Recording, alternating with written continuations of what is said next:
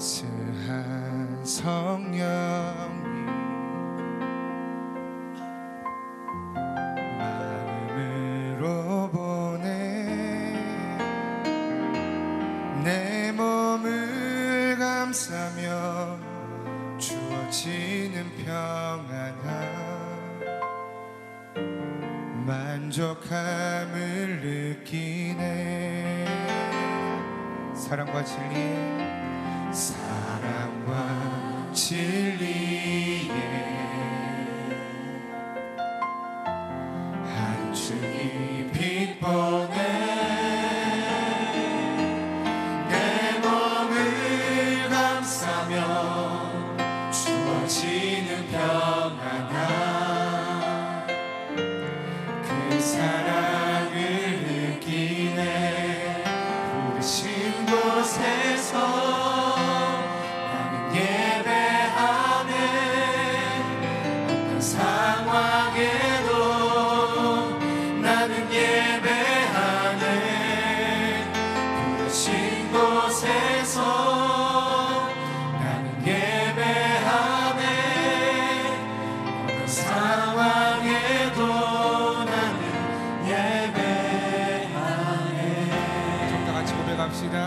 따스한 성령님 따스한 성령님 마음으로 보내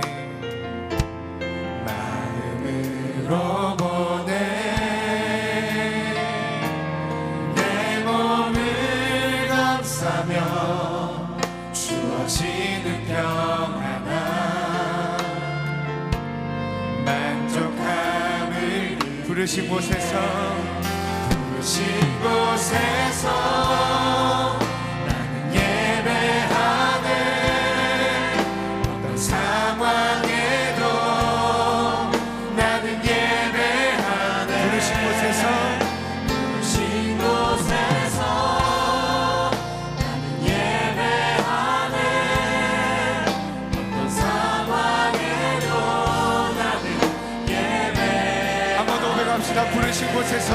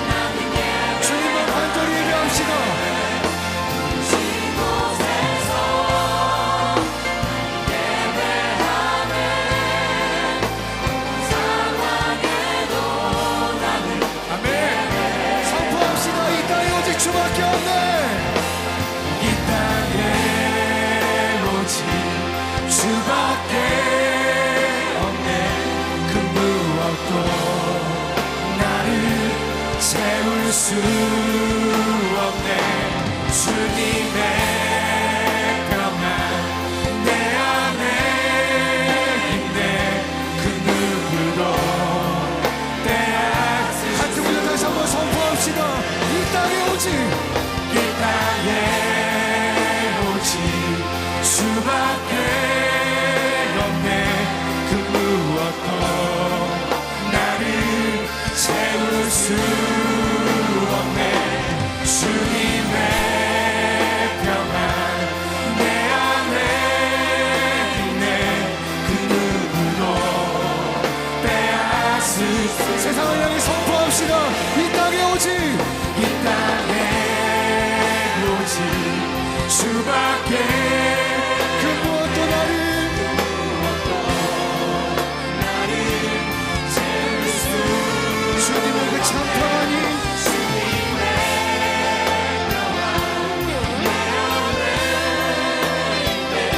그 누구도 빼앗을 수 없네.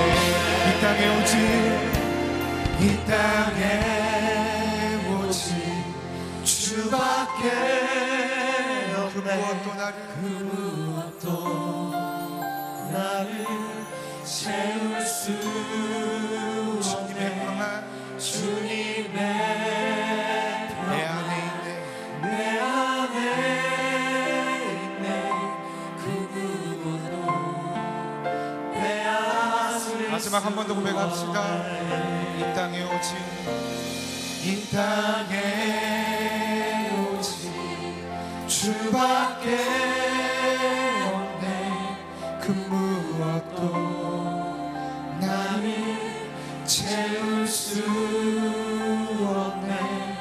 주님의 평안 내 안에 있네. 그 누구도 빼앗을 수 없네. 그렇습니다. 이 땅에 주님밖에 없음을 선포하며 나아갑시다. 하나님 한 분만 바라보며 나아갑시다. 어떤 것도 두려워하지 아니하고 어떤 조롱에도 넘어지지 않고 날마다 승리할 수 있게 간절히 소망합니다. 우리 같은 마음으로 다 함께 같이 일어나서 주 인자하심을 선포합시다.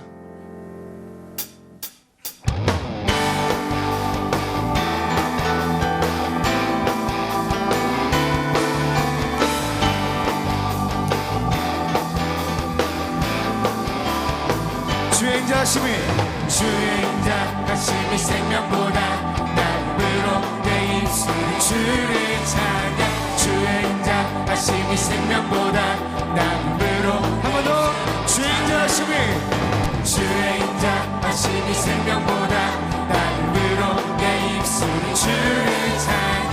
주의 인자하심이 생명보다 나름으로 내 입술 이름으로 내 평생에 주를 송축하며 주의 이름으로 인하여 내 소리 들리라.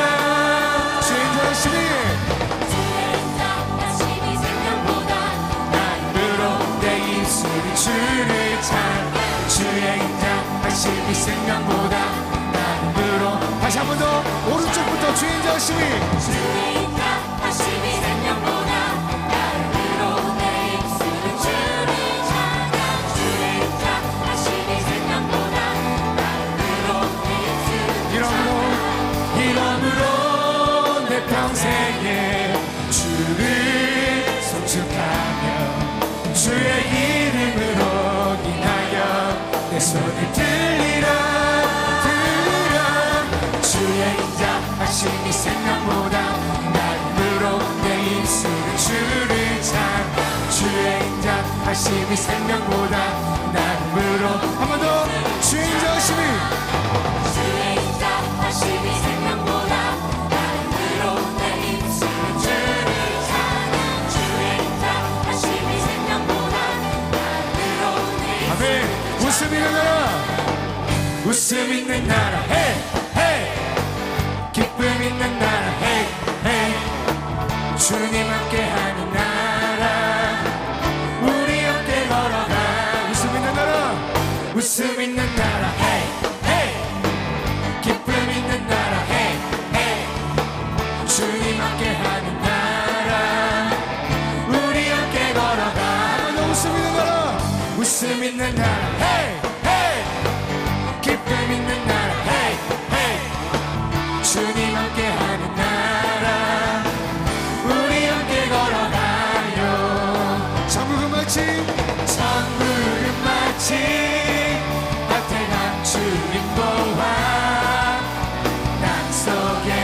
마치 아무도 모르는 보석 전국은 마치 언제나 주님 보아 땅속에 묻힌 아무도 모르는 보석이라네.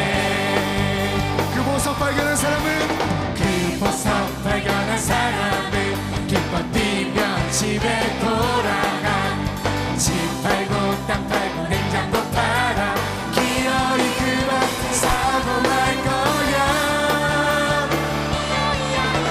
전국은 마치 밭에 감추인 보화 땅속에 땅속에 묻힌 아무도 모르는 보석. 전국은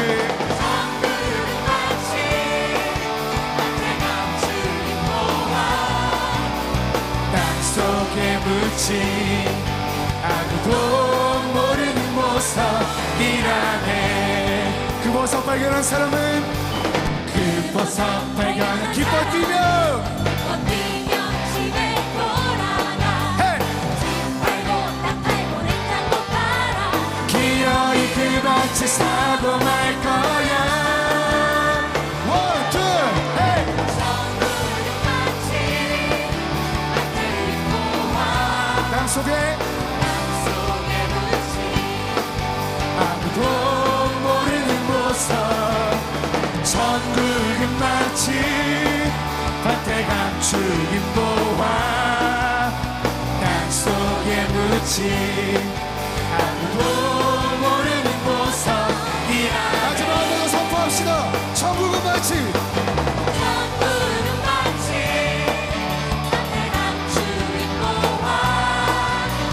땅속에 묻힌 아무도 모르는 보석. 천국은 마치 밭에 감추인 보화 땅속에 묻힌 아무도 모르는 보석이라네. 아멘.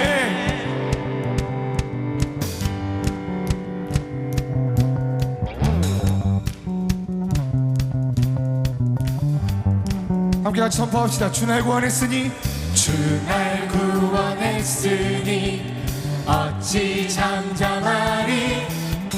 기쁨의 찬송 드리니. 주 내 제사했으니 주의 제사했으니 어찌 잠잠하리. 기쁨의 경배 드리니. 주를 향한 나의 사랑 주를 향한 나의 사랑 멈출 수 없네. 멈출 수 없네. 주를 향한 나의 열정 멈출 수 없네. 멈출 수 없네. 짱짱짱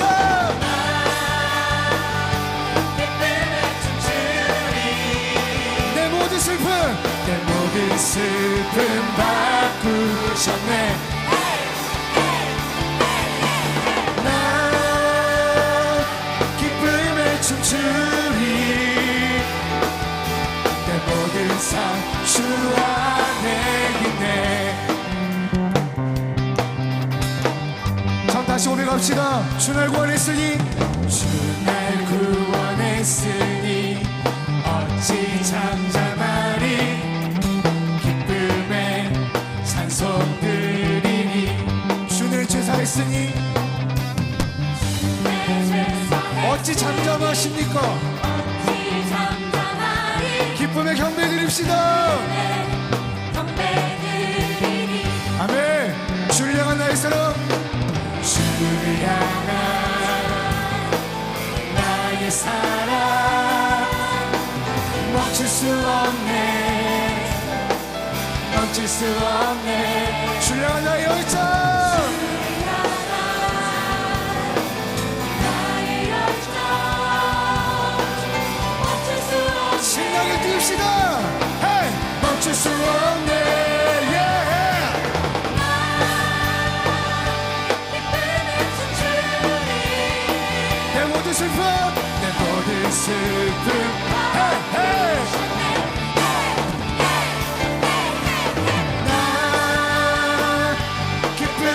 춤추리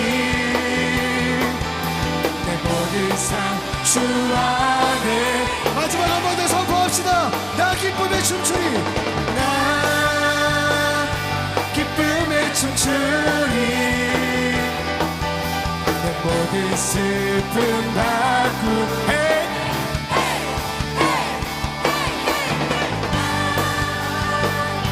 기쁨에 춤추리 내 모든 삶 주 안에 있네. 네.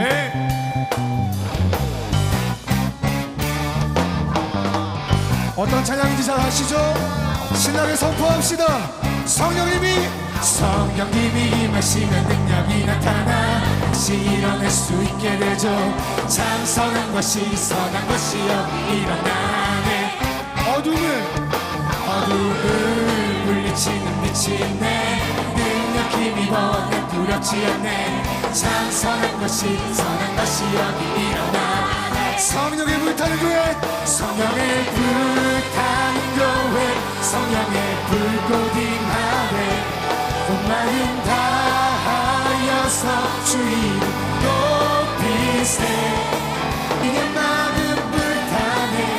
그 빛을 전하기 위해 사랑의 불꽃 전하세.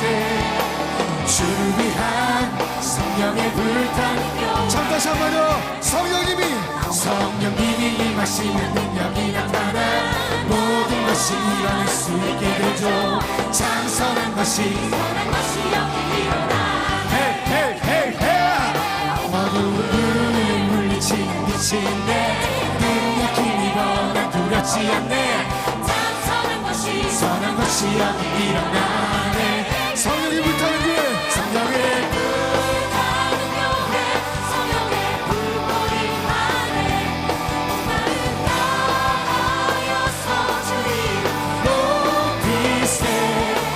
우리의 마음 불타네. 그 빛나기 위해 사랑의 불꽃 전하세.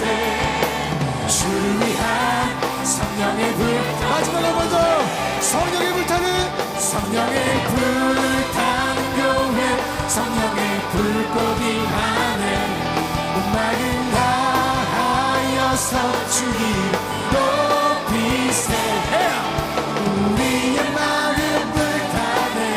그 빛을 전하기 위해 사랑의 불꽃 전하세. 주를 위한 성령의 불타는 교회.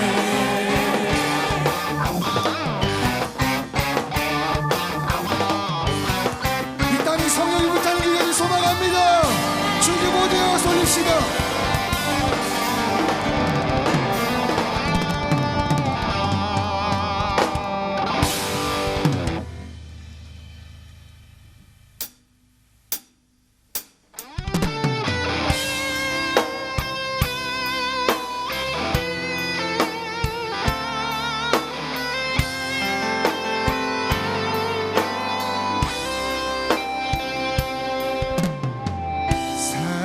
사랑하는 나의 아버지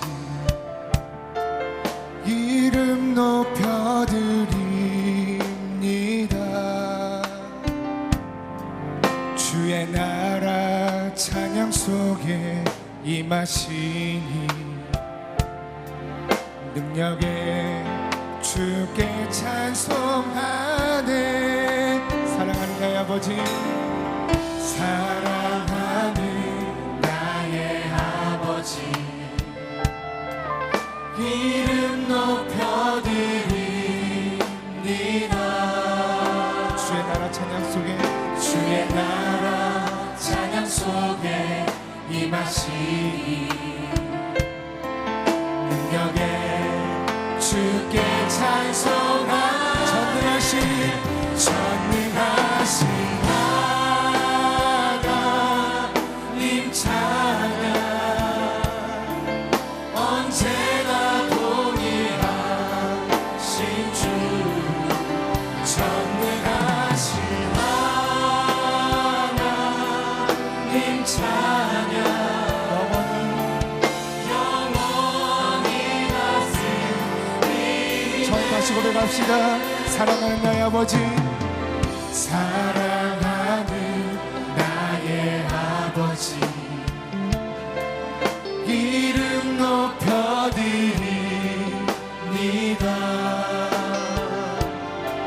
주의 나라 찬양 속에 임하시니 능력의 주님, 능력의 주께 선포합시다. 전능하신 하나님, 전능하신 하나님 찬양 언제나 동일하신 주, 전능하신 하나님 찬양 영원히 다스리네. 영원히 다스리네. 한 번 더. 전능하신 하나님, 전능하신 하나님 찬양 언제나 동일하신 주, 전능하신 하나님 찬양 영원히 다스리네. 영원히 다스리네. 나 주의 이름 높이리. 나 주의 이름 높이리. 나 주의 이름 높이리. 하늘 높이 올린 깃발처럼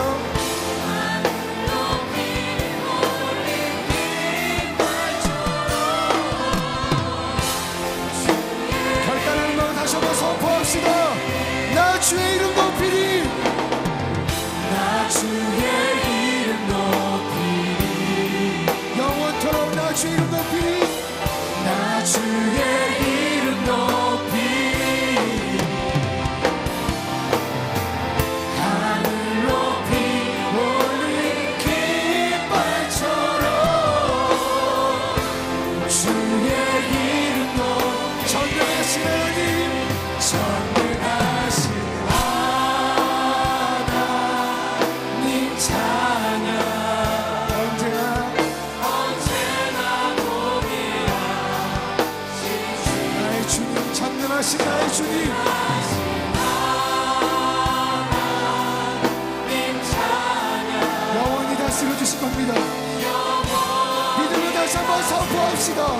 전능하신 하나님, 전능하신 하나님 찬양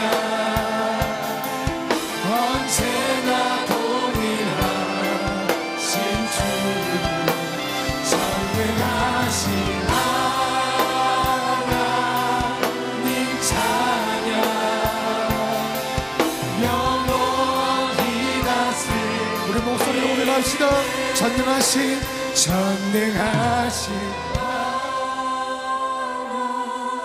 하나님 찬양 언제나 동일하신 주, 언제나 동일하신 주, 전능하신 하나님, 전능하신 하나님 찬양 이 마음을 다스려 주실 줄 믿습니다. 영원히 다스리네. 마지막으로 다시 한번 선포합시다. 전능하신 하나님 찬양 언제나 동일하신 주, 전능하신 하나님 찬양 영원히 다스리네. 사랑하는 나의 아버지, 이 시간 주의 이름을 높여드립니다. 우리 가운데 언제나 함께하여 주시옵소서. 영원히 우리와 함께하여 주시옵소서. 주와 동행하는 그 길이 너무도 복된 길이요 기쁜 이름을 다시 한번 선포하게 하여 주시옵소서. 나의 주 하나님, 내 마음을 다스려 주시고 전능의 주 하나님과 날마다 기쁨으로 선포할 수 있도록 늘 우리와 함께하여 주시옵소서. 모든 영광 하나님께 올려드립니다. 이 시간 기뻐 받아주시고 우리에게 놀라운 사랑으로 다시금 함께하여 주시옵소서. 감사드립니다. 사랑합니다. 존귀하신 예수님의 이름으로 기도드렸습니다. 아멘. 우리 주님께 모든 영광을 올리겠습니다. 네, 안녕하세요. 저는 EYTD 사기 하솜 테이블에서 은혜를 받은 장효진 자매입니다. TD에 대해서는 예전부터 그 명성을 익히 들어왔습니다.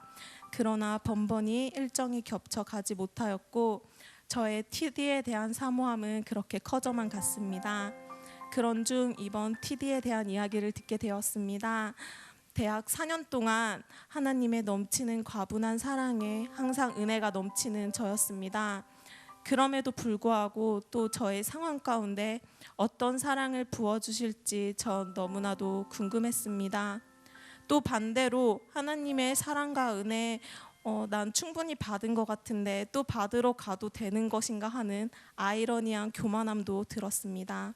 그러나 결국 많은 상황 가운데 하나님께서는 저를 결국 EYTD 사기로 이끄셨습니다. 저는 사실 TD에 갈 때 다리에 깁스를 하고 있었습니다. 깁스한 다리가 살짝 신경 쓰이긴 했지만 다들 천국 체험이라고 하니까 아픈 다리가 뭔 상관이 있을까 하는 마음이 들었습니다. 그러나 첫날 들어갈 때부터 저의 마음은 조금씩 불편해지기 시작했습니다. 너무나도 뜨거운 관심과 열기가 어색했습니다. 특히 저의 아픈 다리는 더 눈에 띄일 수밖에 없었고 더 많은 분들의 챙김을 받았습니다. 대학 내내 선교단체에 있었던 저는 이제 대학교 내에서는 조상급의 할머니 선배로 불립니다. 그러다 보니 자연스럽게 누군가를 먼저 생각하고 챙겨주는 것에 익숙해졌습니다. 그런데 TD는 모든 일정이 내가 먼저가 되고 관심을 받으니 저는 그것이 매우 어색하고 부담스러웠던 것입니다. 심지어 저는 저를 위해 눈물로 기도해 주시는 성기미 분들을 보며 마음속으로 나는 충분하니 다른 분들 위해 기도해 주세요라고 외치는가 하면 이 일정 가운데 마음이 어려운 사람들이 없을까, 성기미들도 마음은 편한 걸까, 정말 괜한 걱정은 혼자 다 했습니다. 이런 불편함의 절정은 첫날 친구들의 깜짝 선물에서 터졌습니다. 친구들의 관심에 감동되신 불편한 마음과 더불어 프로그램의 일부로 순간 생각해버린 제 자신이 전 굉장히 충격적이었습니다. 그때서야 하나님께서 저를 만져주시는 느낌이 들었습니다. 효진아, 아직도 내 사랑을 받으려면 멀었다.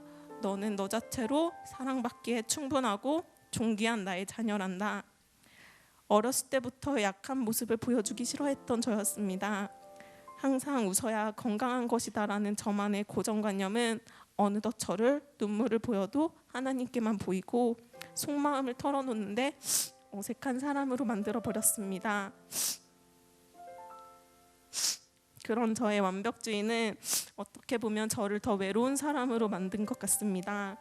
하나님 앞에서 죄인들이 모이는 것은 지극히 당연한 것인데 저는 자꾸만 하나님을 바라보며 완벽해지려 했고 저의 실수를 용납하지 않게 되었습니다. 그럴수록 죄인된 저는 자존감이 자꾸만 떨어져 갔습니다. 하나님은 나를 이렇게 사랑하시는데 난 왜 이렇게 변하지 않을까?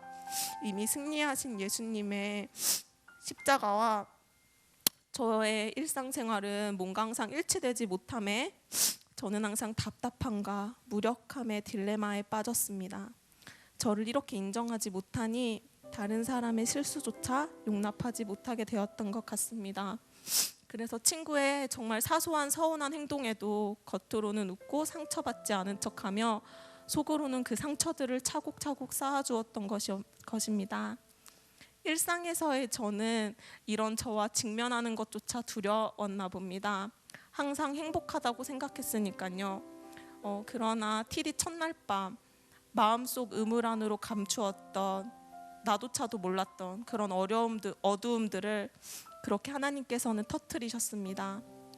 정말 사모를 하며 왔지만 감히 상상도 할 수 없었던 은혜를 하나님의 계획을 또 저에게 부어주신 것입니다. 저는 인생 가운데 무엇 때문에 하나님 안에서 그리 두려워했고 외로워했을까요? 무엇이 자유 속에서 저를 그리도 억압하고 있었던 것일까요? 하나님께서 저를 바라보시면서 하나님의 그 크나큰 계획 아래 그것이 그리도 슬프셨나 봅니다. 효진아, 너는 너 그대로를 내가 사랑한 것이란다. 더 이상 사랑받으려 애쓰지 마렴. 나를 바라보며 자유해지렴. 그 자유 안에서 너 있는 그대로를 사랑하고 지체들을 사랑으로 품고 같이 하나님 나라를 꿈꾸렴. 내 주변의 지체들을 사랑한다고 생각했던 것은 정말 지극히도 내 생각이었나 봅니다. 친구들의 관심을, 사랑을 어색해하고 프로그램의 일종으로 여긴 저는 아마도 내가 지체들을 섬길 때 그런 마음이지 않았나 지금 한번 되돌아봅니다. 섬김조차 완벽해지려는 나의 마음에 있지 않았나 되돌아봅니다. TD에서 저는 진정한 주님의 사랑을 다시 한번 느꼈습니다. 그리고 상상도 할 수 없을 정도로 미세하게 저를 만지고 계시는 주님을 바라봅니다. 선교단체에서 간증을 할 때는 하나님의 사랑을 나눠준다는 생각에 항상 기쁨으로 그 자리에 섰던 기억이 납니다. 그러나 이번만큼은 간증이 부담스러웠고 부끄러웠습니다. 그러나 하나님께서는 또다시 말씀하십니다. 너가 죄인이기에 내가 불렀고 죄인이기에 그 자리에 있는 것이라고, 그리고 당당히 선포하고 나를 바라보라고요. 분명히 살아계시는 하나님을 느끼기에 저는 오늘 하루도 내일 하루도 하나님을 바라보며 나아갑니다. 저의 구석구석을 살피시는 하나님이 계시기에 이제 두렵지 않습니다. 저를 감추지도 않고 저를 있는 그대로 사랑하며 제 옆에 지체 한 명 한 명을 바라보며 있는 그대로 사랑하고 싶습니다. EYTD의 한 분 한 분이 지금 돌아보면 너무나도 귀합니다.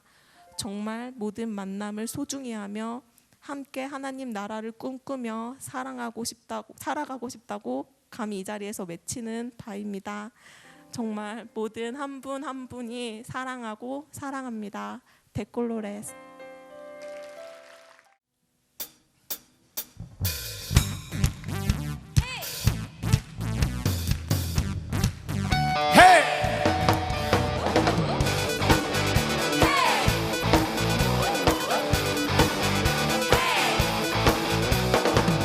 모든 일의 시작과 그 끝에서 찬양 드리리. 어떤 상황 속에도 선하신 주 찬양 드리리. 내게 걱정 근심 없네. 주 사랑 날 지켜주시니 내 삶 구주께 맡기리. You are so good to me. 나 못만 나의 주를 찬양해. You better than life to me. 나 오직 나의 주를 찬양해.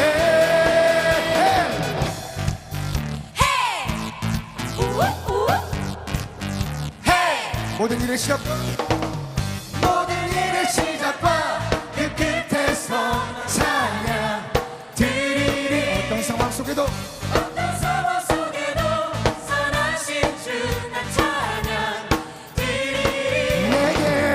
내게 걱정 근심 없네. 주 사랑 날 지켜주시니 내 삶 구주께 맡기리.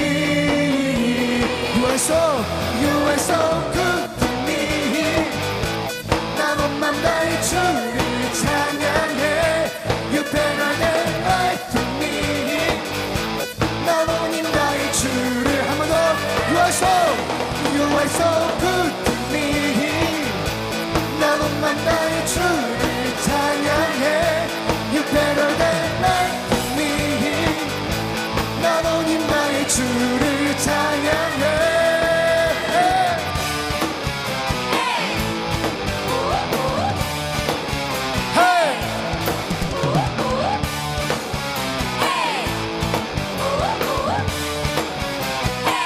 같이 선포합시다. Thank you Jesus, Thank you Jesus, You are faithful.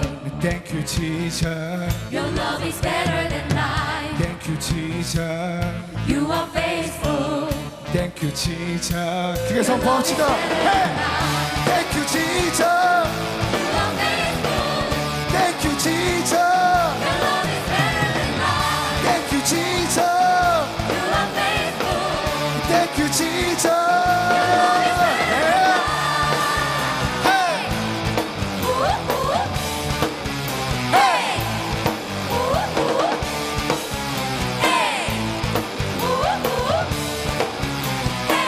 You are so good to me. 난 온 맘 다해 나의 주를 찬양해 You better than life to me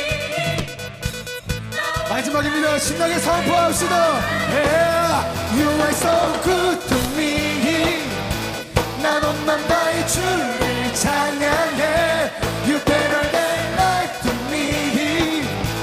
난 온 힘 다해 주를 찬양해. 영원히 주님만 선포합시다.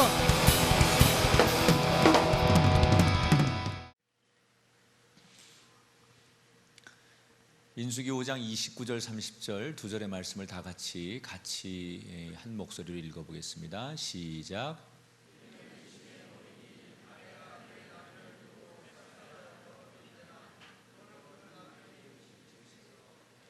30절 주세요.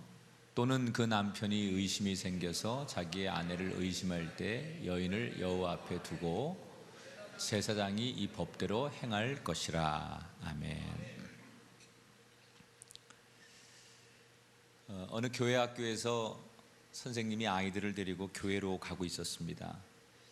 교회에 거의 도착해서 문 앞에서 선생님이 아이들에게 이렇게 묻습니다. 얘들아, 우리가 교회 예배당에 들어가면 왜 조용히 해야 될까? 그때 한 똑똑한 아이가 기가 막힌 대답을 하더랍니다. 선생님, 우리가 교회에 들어가서 조용히 해야 되는 이유 가운데 하나는 모두 곤히 자고 있기 때문입니다. 여러분은 이 밤에 성령으로 깨어 있으시길 주 이름으로 축원합니다. 우리가 그 주일 저녁에 민수기 말씀을 두 번을 그 율법에 대한 얘기를 두 번을 계속 나눴는데 민수기 5장의 첫 번째, 두 번째 율법을 여러분에게 소개해 드렸습니다. 제목은 죄를 어떻게 대처해야 되는가. 민수기 5장의 율법에 보면 죄를 어떻게 대처해야 되는가라는 것을 이야기를 했습니다. 우선 첫 번째 율법을 통해서 죄는 발견 즉시 제거를 해야 된다. 이것은 뭐 타협하거나 그냥 내버려 두면 안 된다. 그게 첫 번째 율법이었고요. 두 번째 나온 율법은 죄를 철저하게 제거하기 위해서는 내가 이웃에게 죄를 졌으면 이웃에게 직접 찾아가서 사죄를 하고 하나님 앞에 철저히 자기 죄를 회개해야 된다. 그런데 이 두 가지 율법을 여러분에게 설교를 하면서 사실은 이게 굉장히 번거롭고 힘든 일입니다. 왜냐하면 이웃에게 가서 사죄하고 하나님 앞에 가서 철저히 회개한다는 것은 내 자존심을 다 내려놓아야만 가능한 일이고 내가 아주 굳은 마음을 먹어야만 가능한 일이에요. 에너지와 시간을 다 쏟고 내가 정말로 아주 강한 마음을 먹어야만 할 수 있는 일이라는 거예요. 그러니까 율법은 아무나 지키는 게 아니라 정말로 자신을 희생하고 그런 노력을 하고 에너지를 쏟을 때 이 성경이 말하는 율법을 지킬 수 있다는 거죠. 자, 그러면 우리는 오늘 왜 죄를 발견하면 율법에서는 어떻게 해서든지 그 죄를 제거하라고 하는 걸까?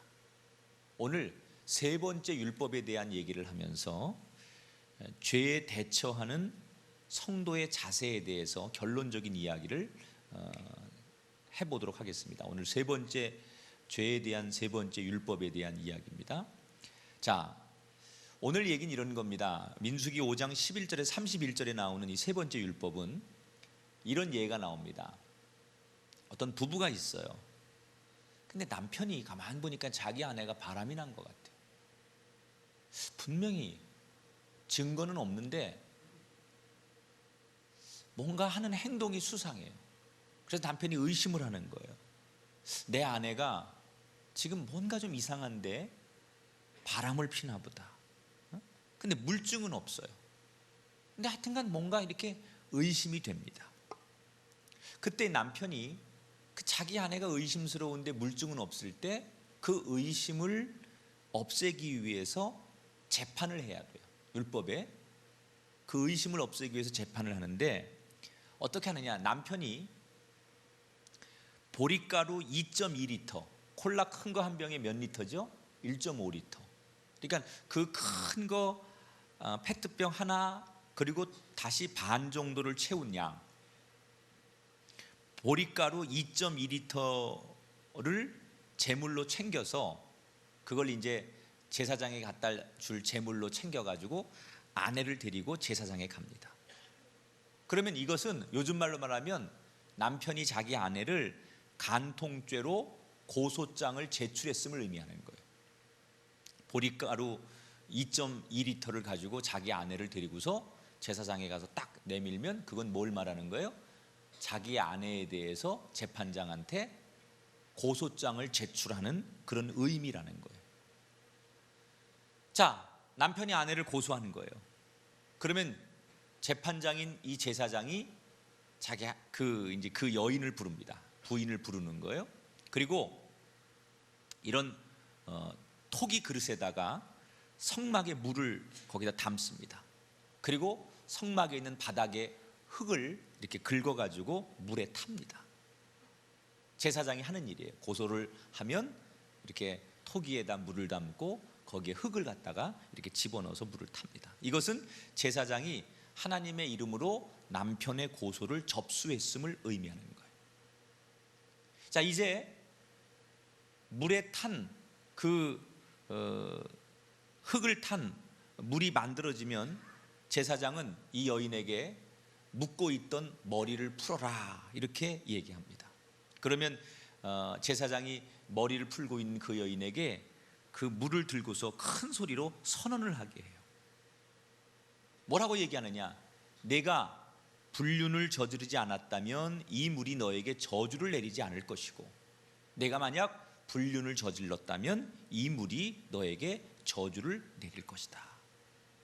그러면 그 제사장의 선언과 동시에 이 여인은 그 제사장의 이야기에 이렇게 아멘 아멘 그러면서 제사장의 말에 동의를 해야 돼요. 맹세를 하는 거죠. 여인의 맹세가 끝나면 제사장은 그 선언을 양피지 같은 곳에 적어요. 자기가 한 얘기를 다 적어요. 그리고 그 적은 것을 여인이 맹세한 그 물에 넣어서 빨아서 넣습니다. 그리고 다시 그 하나님 앞에 바친 제물을 단 위에 놓고 불살라서 하나님 앞에 지냅니다. 그리고 마지막으로 제사장이 가지고 있던 그 물을 여인에게 주면서 이 물을 여인이 보는 앞에서 벌컥벌컥 들이마시도록 그렇게 합니다. 재판은 언제 진행되는 거냐? 이미 재판은 진행되고 있는 거예요. 자, 이렇게 이 여인이 물을 벌컥벌컥 마시고 나서 만약에 이 여인에게 죄가 없으면 그 물을 마시고도 아무 일이 일어나지 않습니다. 그런데 이 물을 마신 뒤에 이 여인이 하나님 앞에 죄를 지었다면 여인 안에 몸속에 들어간 그 물이 그녀의 생식기관을 고통스럽게 해서 불륜으로 임신을 했을 태아를 죽이고 앞으로는 영영이 출산을 못하는 저주를 받게 됩니다. 이게 이제 오늘 성경에 나오는 율법에 기록된 재판하는 과정을 오늘 민수기 5장에서 설명을 합니다. 자, 현대인들이 볼 때는, 지금의 현대인들이 이 성경을 읽어보면 이것은 여인에게 너무 큰 수치를 주는 거고, 남녀 평등에 입각해서 보면 너무나 그 여성을 비하하는 잘못된 율법이다, 이렇게 매우 불쾌할 수 있는 그런 상황입니다. 근데 우리가 항상 성경을 볼 때, 특히 구약의 이 역사라든지 구약의 이야기를 볼 때는 그 당시를 생각해야 돼. 그 당시. 이걸 지금의 상황에서 해석하면 안 되고요. 특히 역사의 이야기는 그 당시의 상황을 충분히 고려해야만 이 성경의 말씀이 풀립니다. 그러니까 지금 민수기 이 구약 성경의 이 당시의 속에서 하나님이 그 당시의 사람들에게 무슨 메시지를 주려고 이런 율법을 만들어 주신 걸까? 자, 구약의 시대는 지금 시대와는 완전히 다르게 정말 전형적인, 아마 인류 역사상 가장 보수적인 가부장적인 사회라고 말할 수 있습니다. 그러니까 지금 하나님은 이 율법의 재판에서 그 당시에 가부장적인 사고를 가진 사람들이 충분히 인정할 수 있는 방식으로 성도들이 알아야 될 영적인 메시지를 주고 싶어서 이 재판을 설명하고 있는 거예요. 뭘 말씀하시려고 하는 걸까? 보통 이 본문을 많은 목사님들이 가정 안에서 도덕을, 윤리를 잘 지켜야 된다, 불륜을 저지르지 말아라, 그러니까 가정이라고 하는 것이 깨끗해야 된다, 이런 설교를, 가정의 윤리와 관련된 설교를 많이 합니다. 그러니까 틀린 얘기는 아닙니다. 얼마든지 그렇게 이 본문을 해석하고 설교할 수 있습니다. 그런데 사실은 이 본문은 그런 가정의 윤리를 넘어서 훨씬 더 깊은 메시지를 우리에게 주고 싶어 합니다. 그게 뭐냐? 한번 따라 합시다. 하나님 앞에 완전한 범죄는 없다. 자, 조금 전에 설명한 이 재판의 과정을 여러분 한번 잘 생각해 보십시오.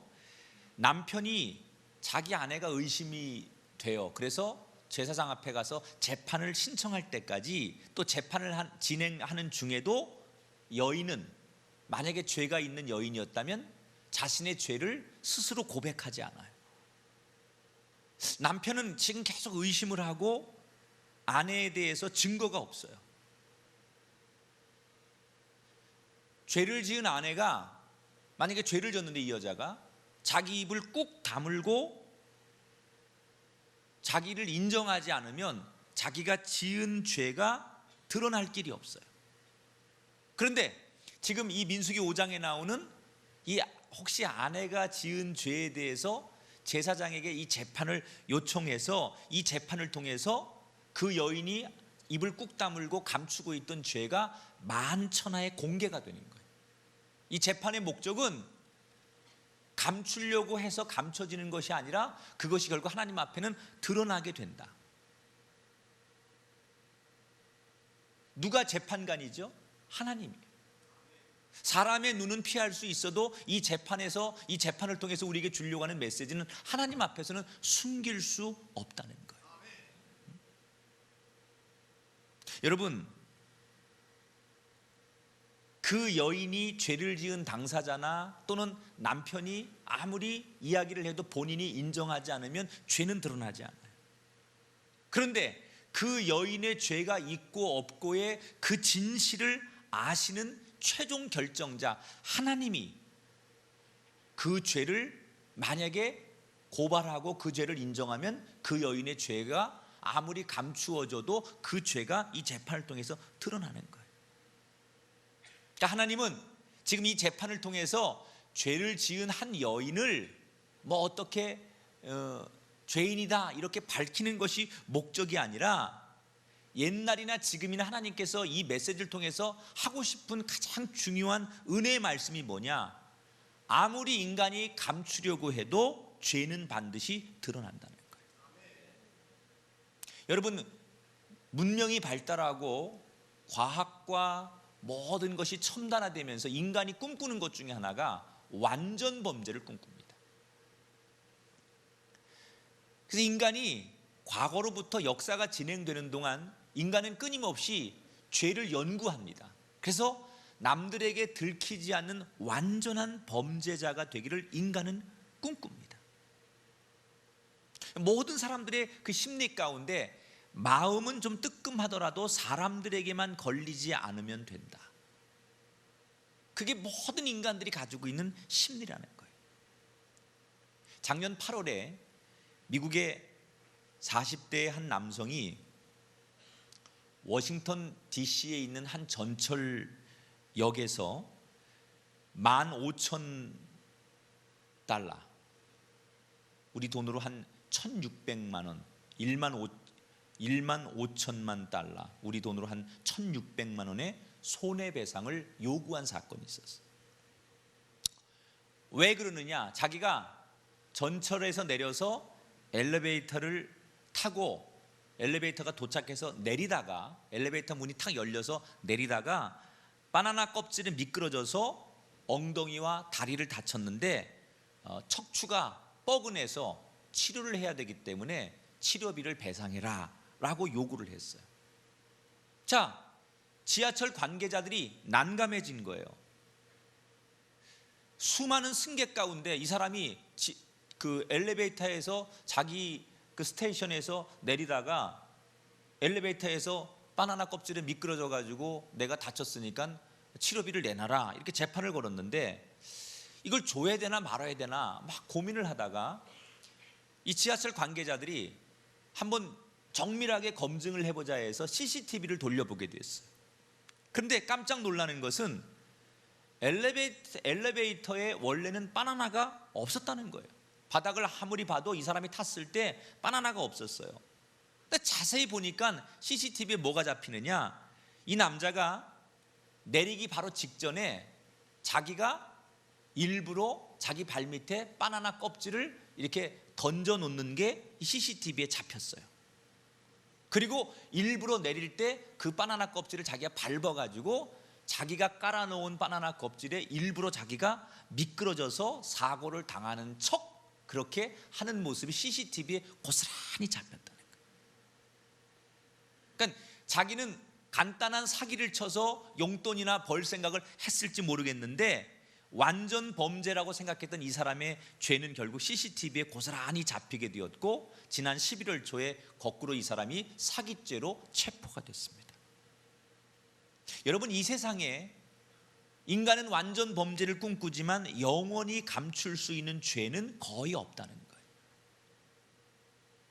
아주 죄를 짓는 사람이 지능적이고 그 죄를 감추려고 아주 첨단화되지만 여전히 그 죄를 추적하고 죄를 잡아내는 사람들도 수준이 높아지기 때문에 영원히 감출 수 있는 죄가 없다는 거예요. 하물며 인간에게도 모든 죄가 드러나는 세상인데, 하물며 모든 것을 아시고 보시는 하나님 앞에서는 더더욱 우리가 아무리 감추려고 해도 우리의 죄를 감출 수가 없다는 거예요.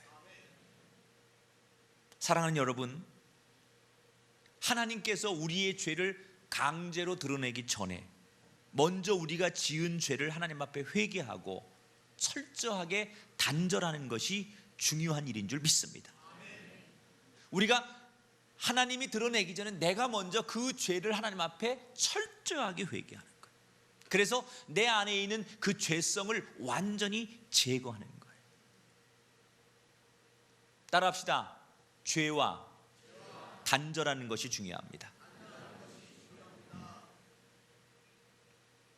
그러니까 내가 죄를 지어서 다시는 그 죄에 반복되지 않도록 그 죄와 나를 격리하고 단절하는 것, 이것이 이 민수기에서 주는 이 부부의 불륜의 재판 속에서 우리에게 주려고 하는 메시지라는 거예요. 어떤 죄든지 하나님 앞에는 감출 수가 없다. 그러니까 그 죄와 우리를 어떻게 하든지 단절시켜야 된다. 자, 그런데 사실은 그 다음 얘기해 보면 우리가 죄와 나를 단절하는 게 참 중요한데, 더 중요한 게 있다는 거예요. 죄를 짓고 나서 그 죄의 요소를 나와 멀리하는 것도 중요한데, 더 중요한 일이 하나 있는데, 애초부터 내가 아예 죄를 짓지 않도록 나 자신을 지키는 일을 하라는 거예요. 여러분, 우리 속담에 소 잃고 외양간 고친다 이런 속담이 있습니다. 병에 걸려서 치료하는 것보다 애초부터 의학 중에 최고 좋은 의학이 예방의학이라고 그러잖아요. 요즘 의학이 발달해서 내가 뭐 얼마든지 병을 이렇게 발견하면 치료도 할 수 있어요. 그러나 치료하는 과정이 힘들기 때문에 가장 좋은 의학은 내가 미리미리 예방하는 거예요. 몸이 좀 허약한 데가 있으면 이렇게 유추하고 해석해서 그런 중병에 도달하지 않도록 미리미리 대비하는 걸 예방이라고 해요. 오늘 성경에서 성도는 우리가 짓는 죄로 인해서 우리의 영혼의 생명을 잃기 전에 처음부터 애초부터 그 죄라고 하는 것으로부터 나를 잘 지키라는 거예요. 따라합시다. 죄 짓기 전에 예방할 수 있어야 합니다. 자, 오늘 민수기 6장에 보면 모세에게 하나님께서 나실인에 대한 규정을 주십니다. 민수기 6장에 보면 나실인이라는 것은 원래 헌신된 자 또는 구별된 자라는 뜻으로 어떤 기간 동안 자신의 삶을 하나님 앞에 바치는 사람을 나실인이라고 해요. 여러분, 성경에 나실인 중에 대표적으로 떠오르는 사람이 누가 있어요? 손이 3개인 사람. 삼손, 그죠? 또 사자로 시작하는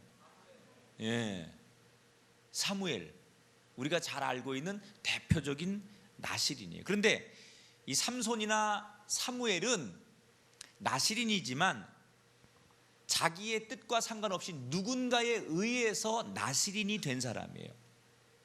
근데 구약 성경에 보면 대부분의 나실인들은 누군가에 의해서 나실인이 되는 것보다는 자기가 스스로 어떤 기간을 정해서 나를 하나님 앞에 헌신하기로 자기 스스로 서원한 나실인이 훨씬 더 많아요.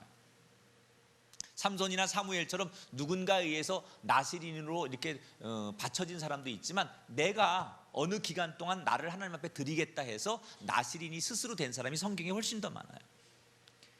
자, 자기를 하나님 앞에 드리기로 헌신하고 약속한 이 나실인이 된 사람들에게 하나님께서 나실인이 되면 절대로 하면 안 되는 3가지를 주십니다. 나실인이 지켜야 되는 3가지 금기사항이 있어요. 그게 민수기 6장 1절부터 8절에 나오는 내용이에요. 첫째로, 나실인이 되면 첫째로 절대 하면 안 되는 것 가운데 포도주를 포함한 모든 술과 발효된 음식을 마실 수 없었어요.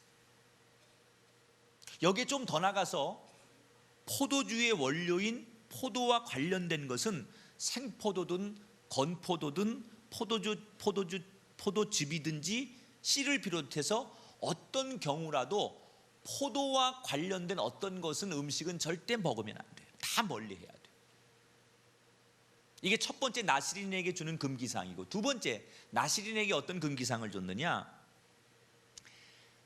자기 머리를 이발하거나 다듬을 수 없어요. 그러니까 나실인은 그냥, 그래서 삼손이 머리가 긴 거예요. 그게 율법에 나와요. 나실인이 되면 머리를 중간에 자르거나 그 머리를 다듬고 뭐 어떻게 치장할 수 없게 만들어요. 세 번째, 나실인은 어떠한 경우에도 죽은 시체를 가까이 해서는 안 돼요. 아무리 그게 부모, 형제의 시신이라 할지라도 만지는 것은 당연히 안 되고, 어떤 성서학자들은 시신을 보는 것조차도 금지됐을 것이다, 이렇게 말하는 성서학자가 있어요. 자, 이 3가지 나실인이 지켜야 될 3가지 금기사항을 나실인들이 이 율법에 의해서 꼭 지키면 당연히 인간적으로 나실인들은 손해를 볼 일이 한두 가지가 아니에요. 자, 우선 포도주와 포도와 관련된 음식을 먹지 말아라 이렇게 얘기를 하면 건강상 많은 손해를 볼 수밖에 없어요. 적어도 이스라엘 사람들에게 포도주라고 하는 것은 우리가 늘 마시는 물과 음료수 같은 거예요.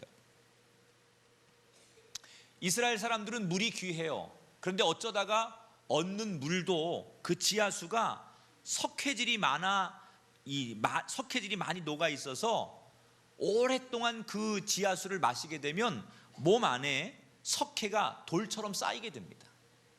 그래서 온갖 질병을 신장 결석이든지 치석이나 하지 정맥류 같은, 요즘으로 말하면 그런 질병들이 이스라엘 사람들에게 많이 생기게 됩니다. 그러니까 요즘은 의학이 발달했기 때문에 이런 병이 오면 적당히 치료할 수 있지만, 이 당시에는, 이 과거 시대에는 이 석회질이 온몸에 쌓이는 것을 중화시킬 수 있는 가장 좋은 치료법 중에 하나가 포도주를 마시는 거예요. 그래서 이스라엘 사람들은 의도적으로 포도주를 많이 마시는 거예요. 그런데 나실인이 되면 그런 포도주조차도 절대로 입에 되면 안 되고 포도주를 완전히 포기해야 되기 때문에, 그럼 나실인들은 건강에 상당한 손해를 봐야만 된다는 거예요. 두 번째로, 나실인들은 사회적인 관계를 상당 부분 포기해야만 됩니다. 자, 이스라엘 사회에서 어디를 가든지 사람들과 인맥을 쌓고 관계를 하고 사람들을 만나는 곳에 반드시 포도주를 마시는데, 이 나시린들은 어딜 가서도 포도주를 마시지 못해요. 포도를 먹는 사람하고는 뭐 어떤 모임에도 어울릴 수가 없어요. 머리를 다듬거나 머리를 자를 수 없기 때문에 사람들로부터 저 사람 참 스마트해, 잘생겼어, 예뻐, 저 사람 호감이 가, 이런 평판을 받을 수 있는 길이 평생 없어요. 부모가 죽었는데, 형제가 죽었는데 장례식도 참여할 수가 없어요. 그러니까 나시린이 되면 가족으로서의 그 의무조차도 할 수가 없었기 때문에 당연히 사람들에게 무슨 소리 들을까요? 불효자, 인간 이하의 말종, 이런 비판을 당연히 세상 사람들로부터 들어야 된다는 거예요. 그러니까 나시린이 되면 율법이 하지 말라라고 하는 3가지의 율법을 지키게 되면 건강상, 사회적으로, 가족의 윤리적으로 이 나시린들이 당해야 되는 손해가 이만저만이 아니었다는 거예요. 그러니까 하나님이 그런 걸 몰랐을까? 하나님의 거룩한 사람으로 쓰려고 나시린을 하나님께서 구별해 세우는데, 그렇게까지 사회에서 매장을 시키고 사람들로부터 손가락질을 받고 사람들로부터 업신여김을 당하는 것을 하나님께서 모르실 리가 없었을 텐데, 왜 그럼에도 불구하고 나시린들에게는 이렇게 손해가 막심하고 어려운 상황임에도 불구하고 이 율법을 지키라고 그 많은 3가지의 율법을 명령하신 걸까? 괜히 그러진 않았을 거예요. 다 알고 계신 하나님은 그럴 만한 이유가 있으셨을 거라는 거예요.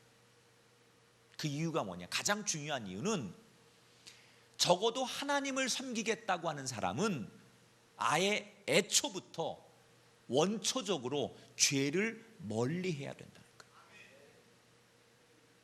하나님을 섬기는 사람은 어떠한 경우에라도 죄를 멀리해야 돼요. 좀 포도주를 마시지 않아서 건강의 손해를 보고 사회에서 관계의 손해를 볼지 모르지만, 포도주라는 것은 어쨌든 간에 술이에요. 하나님 앞에 구별되이 자신을 드린 사람이 술을 멀리함으로써 온전한 정신으로 살 수 있도록 하기 위한 것이 하나님의 더 큰 메시지였다는 거예요. 이제 머지않아 이스라엘 민족이 가나안 땅에 들어가게 됩니다. 그러면 사람들이 그 가나안 땅에서 우상에게 제사를 지내면서 남녀가 아주 단체로 음란한 죄를 짓게 됩니다. 막 단체로 축제를 하면서 음란한 그 축제와 죄를 짓는데, 그렇게 가나안 땅에 있는 사람들이 우상을 섬기면서 음란한 죄를 짓게 만드는 그 요인이 뭐였느냐? 이성을 마비시키는 거예요. 근데 이성을 마비시키고 죄를 지을 때 가장 전초 단계로 이 사람들이 쓰는 방법이 뭐냐? 술을 마시는 거예요. 여러분, 축제를 하고 사람들이 춤을 추고 광란을 하면 반드시 술이 들어가요. 그 술을 마시게 되면 사람들이 알코올 성분 때문에 이성이 마비돼요. 그리고 나서 더 큰 죄를, 음란의 죄를, 광란의 죄를 짓게 되는 거예요. 하나님은 그걸 너무나 잘 아셨기 때문에 하나님 앞에 자신을 들여서 구별되이 살아야 되는 이 나시린들은 그런 술과 유사식품을 아예 거부하게 함으로써 평생을 정신 똑바로 차리고 우상숭배와 음란의 죄를 아예 원초적으로 멀리할 수 있도록, 그래서 그런저런 손해가 있음에도 불구하고 너희들은 절대로 포도주나 포도와 관련된 음식을 먹으면 안 된다. 그게 하나님의 생각이었다. 왜 머리를 다듬지 못하게 했을까? 여러분, 머리를 다듬는다는 건 뭐예요? 자기가 거울 보면 스스로 만족하려고 머리 다듬는 게 아니에요.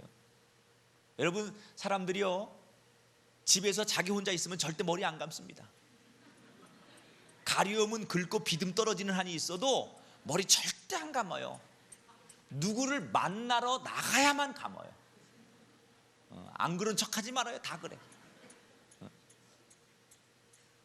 내가 만약에 집에서 그냥 몇 날 며칠 혼자 있을 것 같으면 머리 안 감습니다. 그냥 모자 쓰든지 그냥 대충 빗으로 빗고 말죠. 그런데 만약에 누군가를 만나러 가야 돼요.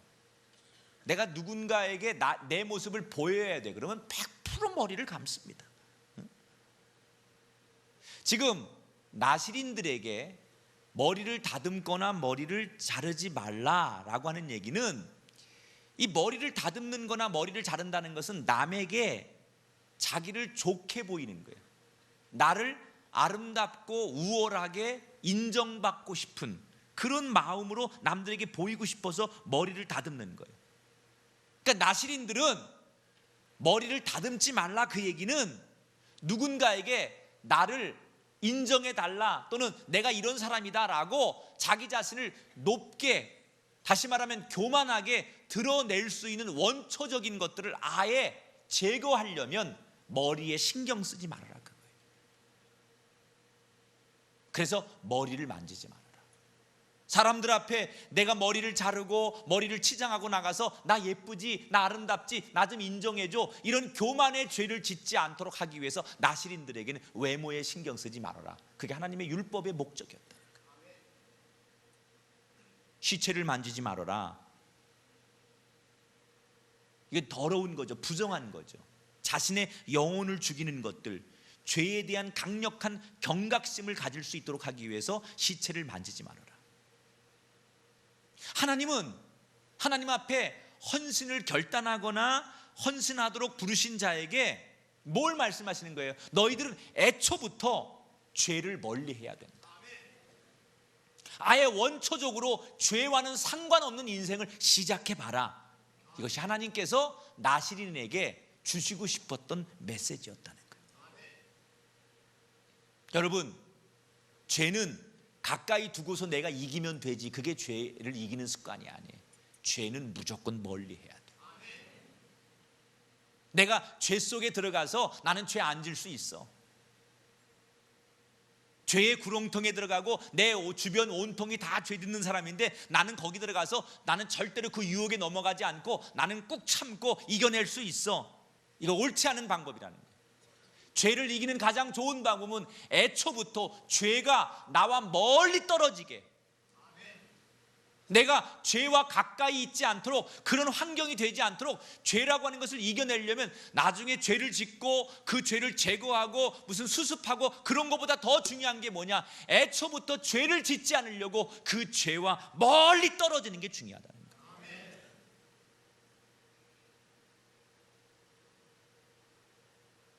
요즘 사업하시는 성도님들을 신방하거나 그분들과 얘기를 하다 보면 제일 많이 하는 얘기가, 목사님, 사업을 하다 보면 하루하루가 순간순간이 갈등의 연속입니다, 이런 얘기를 해요.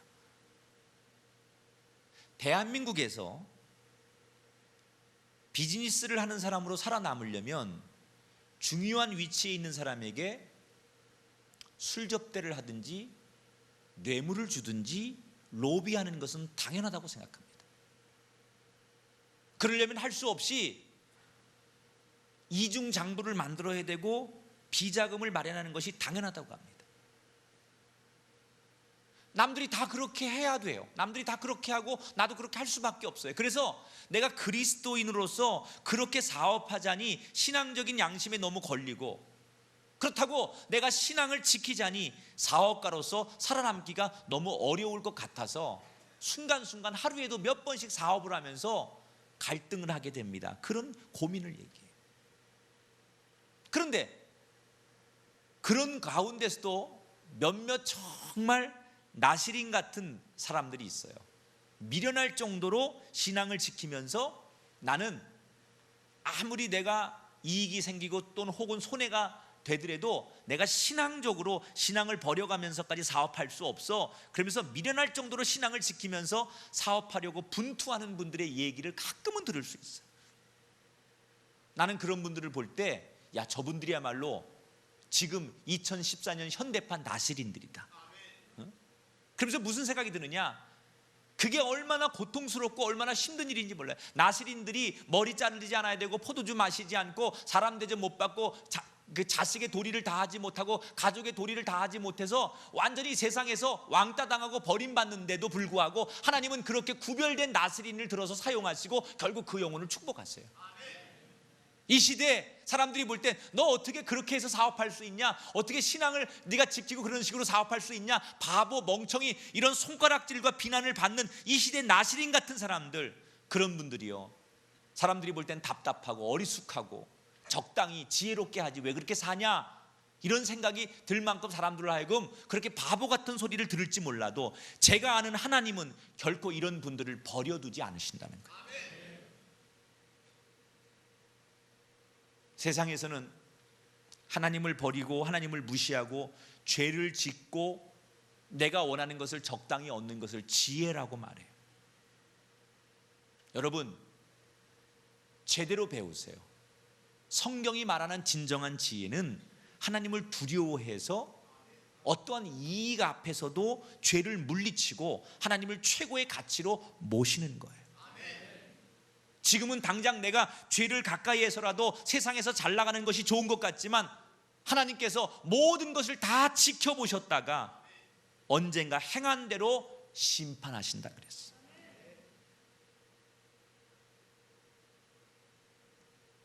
마지막까지 하나님께 소망을 두고 믿음을 지킨 성도들은 그 하나님의 심판의 때에 누구보다도 높아지는 사람이 될 줄 믿습니다. 여러분, 이것을 삶으로 보여줬던 대표적인 사람이 요셉 아닙니까?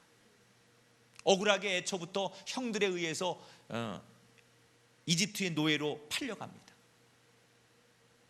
파라오의 경호대장이었던 보디발의 집에 노예로 들어갑니다. 요셉은 애초부터 끌려올 때부터 억울했던 사람이에요. 그러나 누구도 원망하지 않고 자신의 일을 성실하게 잘 감당합니다. 그렇게 나름대로 모든 과거를 잊고 잘 살아보려고 노력했던 이 요셉에게 보디발 아내의 유혹을 거부했다가 그런 큰 어려움을 겪습니다. 그런데 이 요셉이 보디발 아내의 유혹을 거절하면서 그 거절하는 이유를 창세기 39장 9절에 보면 이렇게 설명합니다. 내가 어찌 이 큰 악을 행하여 하나님께 죄를 지으리까. 여러분, 솔직히 말하면 지금 이 사모님의 유혹은 어떻게 보면 요셉에게 평생 2번 다시 오지 않을 절호의 기회였어요.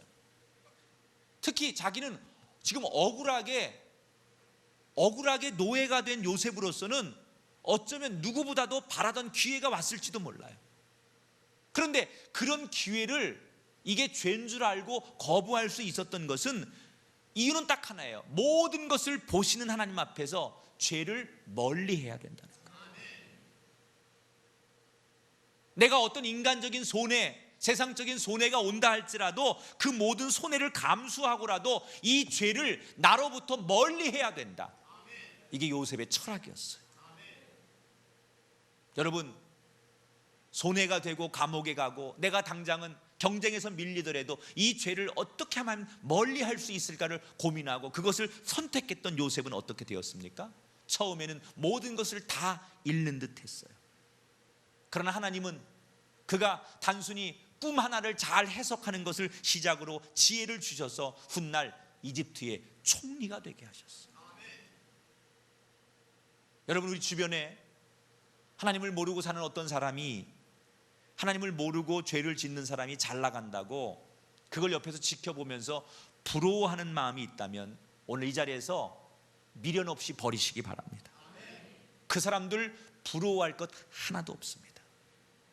지금 그 사람들의 번영은 그 사람들이 나보다 잘 되는 것 같고 훨씬 앞서 있는 것 같고 그 사람들이 이루어놓은 번영은 하나님이 없는 바람에 나는 먼지와 같은 거예요.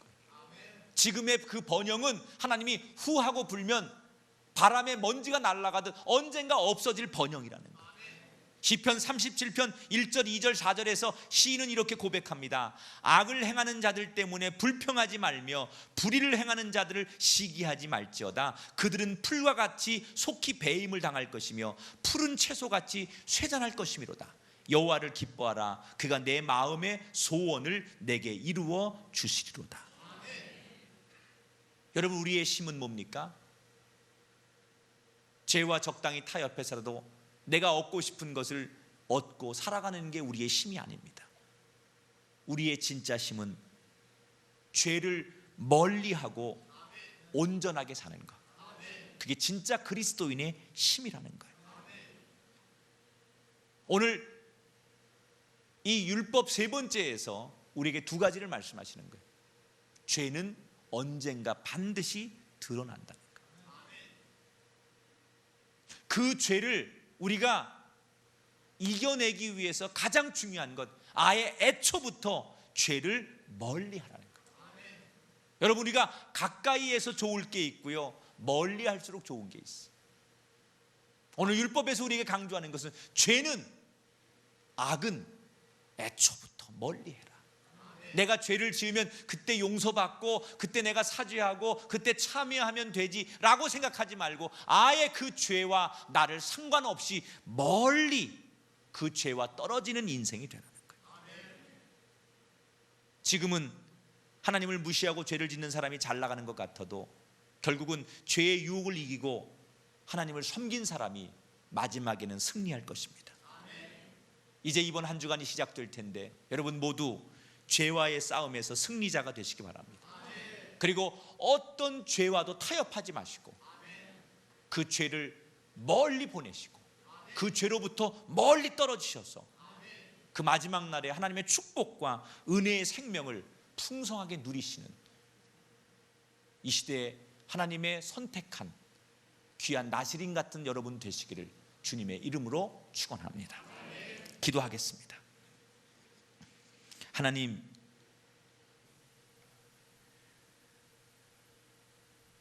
죄의 유혹을 이기는 저희가 되게 하시옵소서. 하나님을 선택하고 하나님을 섬긴 것이 얼마나 잘한 일인지 머지않아 알 수 있는 우리가 되게 하여 주옵소서. 한 주간의 삶 가운데 수없는 죄와의 싸움이 우리를 기다리고 있습니다. 어떤 죄와의 싸움에서도 우리가 승리자가 되게 하시고 그래서 하나님의 은혜와 생명을 누리는 주의 거룩한 백성들 되게 하여 주옵소서. 예수님 이름으로 기도합니다. 아멘. 내일 아침 새벽 기도회가 있습니다. 특별 새벽 기도 2월이 시작되는 첫날 첫 주간 월요일 새벽 기도 5시에 있습니다. 말씀 들고 제가 내일 아침 설 텐데 오늘 저녁 보니까 평상시에 한 반밖에 교인들이 안 나오신 것 같아요. 설 아마 연휴라고 그냥 쉬는 김에 푹 쉬자 그러고 가족들이 다 있으니까 아마 그랬을 거라고 생각하는데 그래도 오늘 저녁 나오신 분들은 정말 대단하신 분들입니다. 다른 사람들 안 나온 사람들의 그 축복까지 3배를 더 가져가시면 될 줄 믿습니다. 어차피 축복은 딱 이게 캐파가 있는데 이게 풍성하게 있는데 안 왔으니까 여러분 몫이죠. 뭐 다른 때보다 한 3배의 평안과 5배의 축복과 한 30배의 열매를 가지고 돌아갈지어다. 이렇게도 아멘은 안 하는 것들은 찌질이들입니다. 여러분 풍성한 복의 주인공이 되시기를 축원합니다. 우리 찬양 이 시간 같이 고백합니다. 나의 주인은 하나님이십니다. 믿으십니까? 여러분의 모든 인생의 주인은 하나님이십니다. 결정하십시오. 내 주인은 하나님입니다. 따라합시다. 내 주인은 하나님이십니다. 그 마음으로 이 찬양을 고백합니다.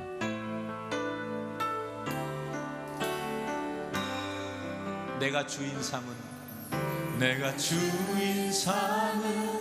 모든 것 내려놓고 내 주 대신 주 앞에 나가 내가 사랑했던 모든 것 내려놓고 주님만 사랑해.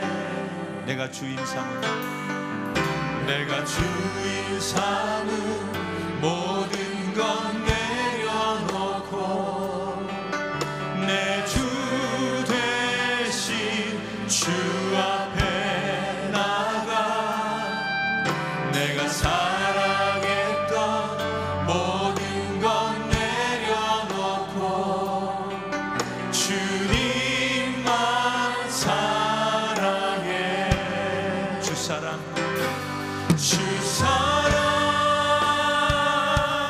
거친 풍랑에도 깊은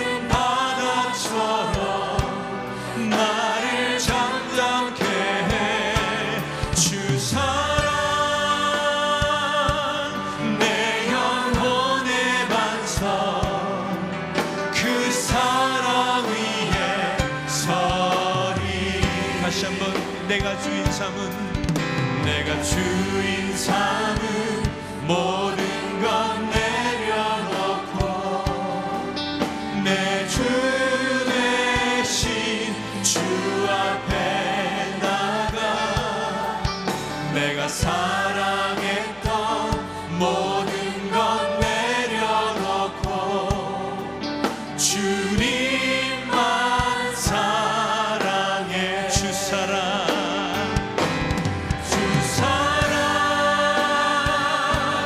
거친 풍랑에도 깊은 바다처럼 나를 잠잠케 해.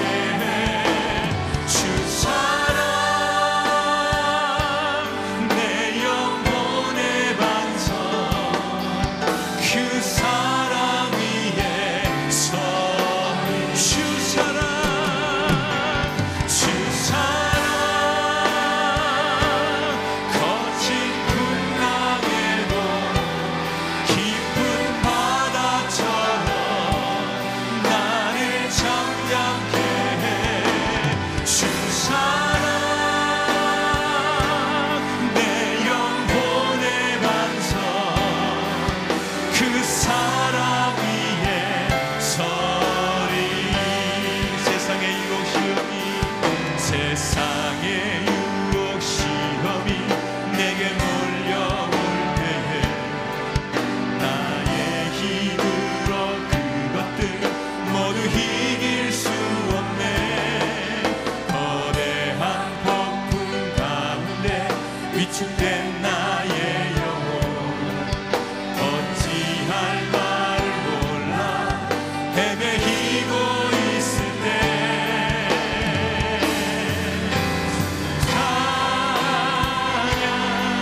손을 들고 찬양. 전쟁은 나에게 속한 것 아니니 주를 찬양. 손을 들고 찬양. 전쟁은 하나님께 속한 것이. 거짓과 속임수로 가득 찬 세상에서 어디로 갈지 몰라 머뭇거리고 있네. 공중의 권세 잡은 자 지금도 우리들을 실패와 절망으로 넘어뜨리려 하네. 주를 찬양. 손을 들고 찬양. 전쟁은 나에게 속한 것 아니니 주를 찬양. 손을 들고 찬양. 전쟁은 하나님께 속한 것이니. 주위를 둘러보며 아무도 없는 그 믿음의 눈을 들면 보이는 분 계시네. 지금도 내 안에서 역사하고 계시는 사망과 어둠의 권세 물리치신 예수님. 주를 찬양. 손을 들고 찬양. 전쟁은 나에게 속한 것 아니니 주를 찬양. 손을 들고 찬양. 전쟁은 하나님께 속한. 우리 1절은 자매님들만 한 번 더 고백하겠습니다. 1절을 자매님들만. 유혹 시험이 내게 몰려올 때에 나의 힘으론 그것들 모두 이길 수 없네. 거대한 폭풍 가운데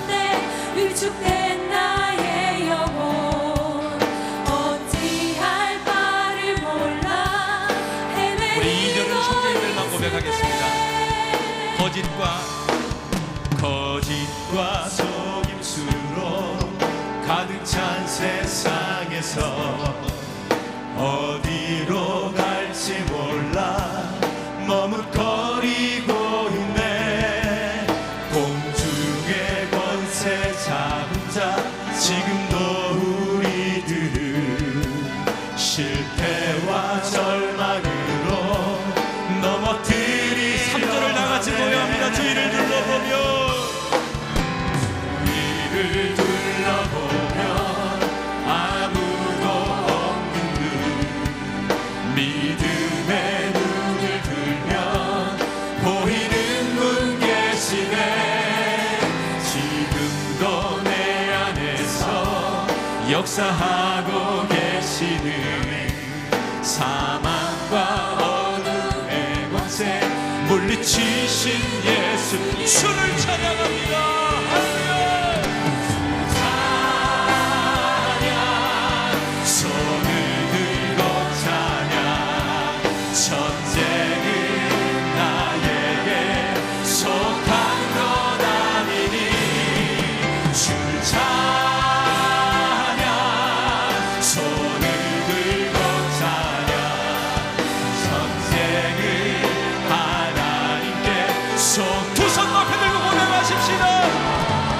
주님을 찬양.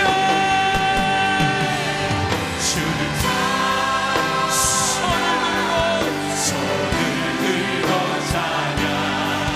전쟁은 나에게 속한 것 아니니 주를 찬양. 손을 들고 찬양. 전쟁은 하나님께 속한. 다시 한번 고백합니다. 주를 찬양. 주를 찬양. 손을 들고 찬양합니다. 전쟁은 나에게 속한 것 아니니 주를 찬양. 손을 들고 찬양. 전쟁은 하나님께 속한 것이니.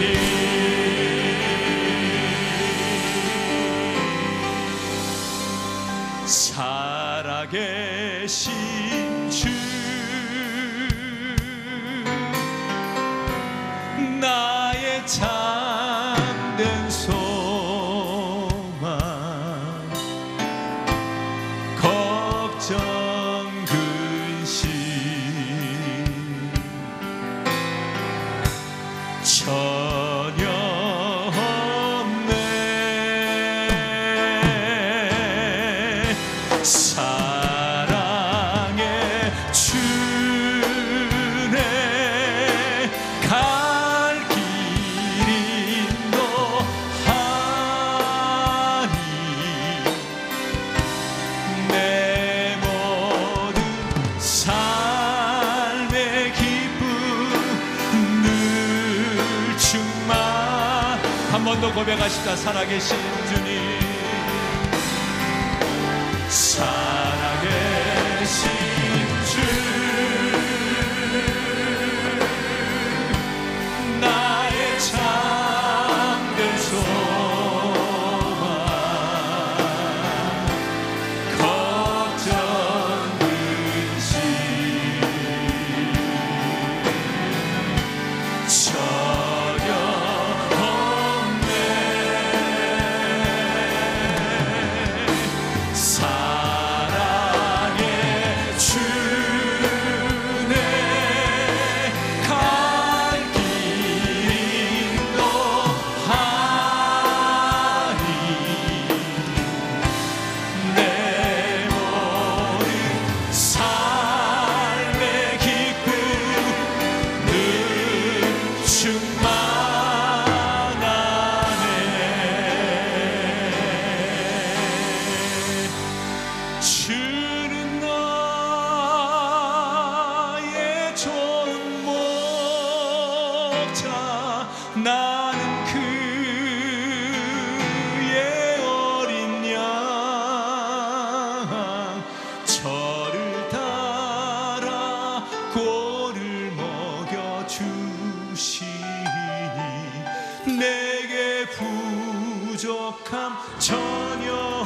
여러분의 믿음으로 고백하십시오. 주는 나의 좋은 목자, 나는 그의 어린 양.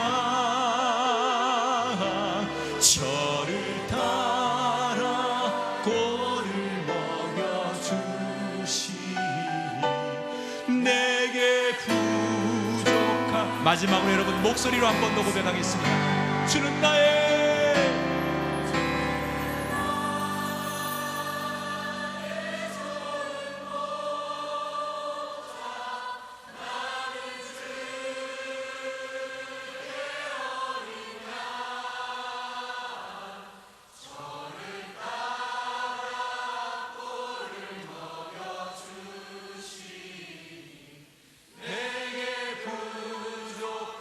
전혀 없어라. 우리 함께 기도하겠습니다. 하나님, 나를 하나님 앞에 드릴 줄 아는 자 되게 하옵소서. 구약시대 율법이지만 그 율법이 우리에게 주고자 하는 메시지 가운데 가장 중요한 핵심은 죄와는 멀어지라는 겁니다. 더러운 것과는 멀어지라는 겁니다.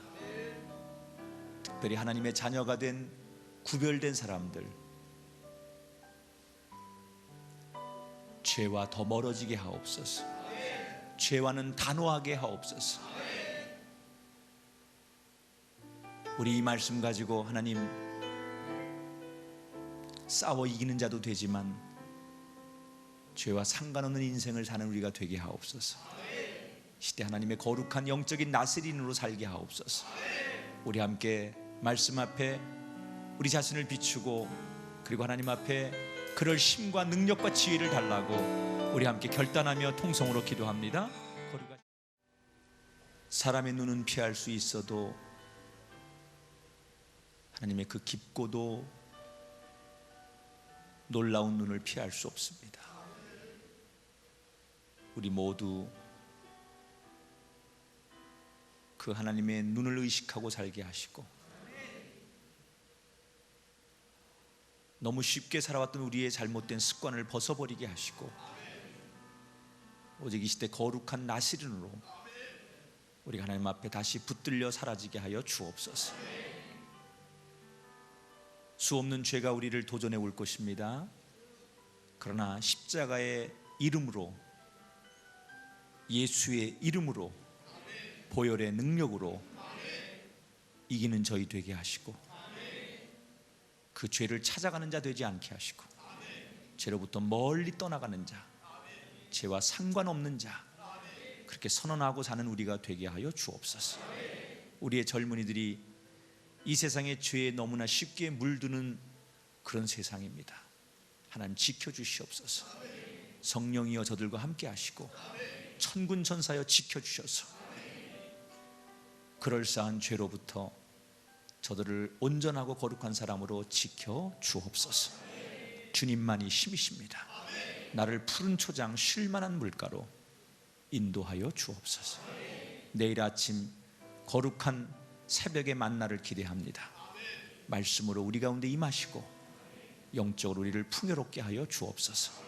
이제는 성부와 성자와 성령 삼위일체 하나님께서 귀한 예배 마치고 돌아가는 끝까지 남아 귀한 자리, 믿음의 자리 지키며 충성한 하나님의 종들 머리머리 위에 이제부터 영원히 함께 하시기를 간절히 축원하옵나이다. 아멘.